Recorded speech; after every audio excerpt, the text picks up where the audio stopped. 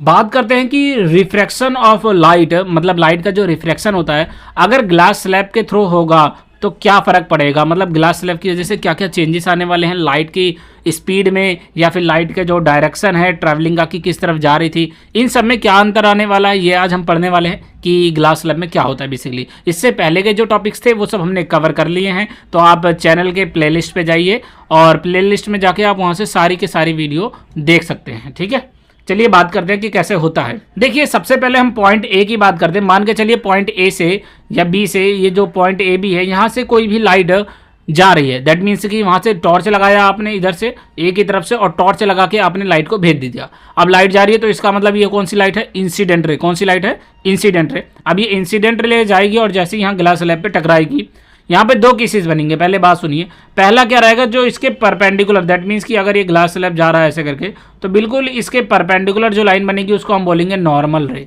क्या बोलेंगे हम, नॉर्मल रे। ठीक है, तो ये नॉर्मल रे हो गया। उसके बाद यहाँ पे जो एंगल बना, जैसे मान के चलिए 30 डिग्री बन रहा है तो वो एंगल ऑफ इंसिडेंट कहलाया जाएगा, दैट इज आई। तो आई हमारा 30 डिग्री है मान के चलिए। अब हमने कहा कि अगर कोई, अब उसको तो वैसे तो जाना तो ऐसे चाहिए था, देखो हमने नियम तो यही पढ़ा कि स्ट्रेट लाइन में जाता है। अब स्ट्रेट लाइन में जाता है अगर तो उसको डायरेक्टली सीधे सीधे चले जाना चाहिए था, लेकिन वो सीधे सीधे नहीं जाएगी। क्यों नहीं जाएगी, यहाँ पे था एयर और यहाँ पे आ गया है ग्लास स्लैब। इसका मतलब ये हमारा डेंसर मीडियम है और ये हमारा रेयर मीडियम है। तो हमने कहा कि अगर रेयर मीडियम है इसका मतलब क्या है, यहाँ पे पार्टिकल्स देखो कम थे, यहाँ पे पार्टिकल्स बहुत ज़्यादा हो जाएंगे क्योंकि ये सॉलिड है। तो पार्टिकल ज़्यादा हो जाएंगे तो स्पीड जो रहेगी लाइट की उसमें चेंज आएगा, इनसे टकराएगा तो स्पीड स्लो हो जाएगी टकराने की वजह से। अब टकराने की वजह से जो रास्ता बेंड होगा, याद रखना कभी भी रेयर से डेंसर जाए, रेयर से डेंसर जाए तो हमेशा जो आपकी लाइट रे रहेगी वो बेंड हो जाएगी किसकी तरफ, नॉर्मल की तरफ। तो हमने बोला कि इसको जाना इधर से था लेकिन ये इस तरफ में मुड़ गई, तो ये जो रेड लाइन आपको दिख रही है ये हमारी लाइट की रे है। अब ये नॉर्मली ना जाते हुए फिर देखो फिर सीधे सीधे आ रही है, ट्रैवल कर रही है, अभी एक मीडियम में,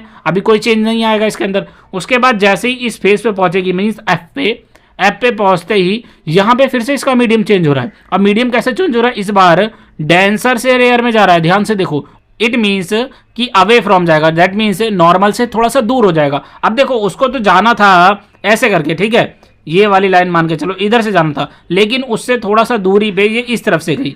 तो जितने पे आया था दैट मीन्स आई पे आया था 30 पे, और इतने ही एंगल पे मीन्स 30 डिग्री पे ही ये चला गया।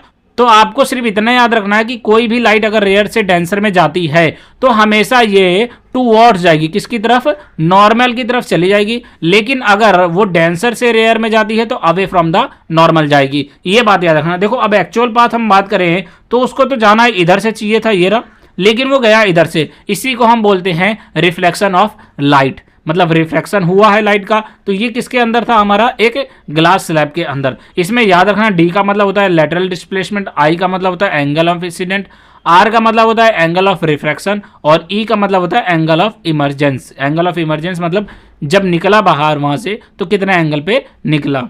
जो आपका लैटरल डिस्प्लेसमेंट रहेगा वो दो चीज़ों पे डिपेंड करता है, पहला refractive index of glass slab जो कि हम देखेंगे नेक्स्ट क्लास में, और उसके बाद thickness of the glass slab, मतलब जो आपका ग्लास स्लैब हो कितना ज़्यादा मोटा है, जितना ज़्यादा मोटा उतना ही इस पर फर्क पड़ेगा इसके लैटरल डिस्प्लेसमेंट में। ठीक है, अब बात करते हैं अगले नेक्स्ट पार्ट की, तो नेक्स्ट पार्ट हम नेक्स्ट क्लास में पढ़ेंगे। बाकी आप बस इतना याद रखना कि अगर आप चैनल पे नए आए हो तो सब्सक्राइब कर लेना, क्योंकि आपका सब्सक्राइब करने में कुछ नहीं जाता, उल्टा प्रॉफिट ही प्रॉफिट है। आपको पूरा बोर्ड से रिलेटेड, एग्जाम से रिलेटेड हर कंटेंट मिलने वाला है। और नीचे कोई डाउट होता है तो मैंने डाउट के लिए सोशल मीडिया के लिंक आपको दे रखे हैं, आप वहाँ से जाके डायरेक्ट मेरे से बात कर सकते हैं। कोई भी चीज़ चाहिए वो ले सकते हैं मेरे से, और वीडियो को अपने यार दोस्तों में भी शेयर कर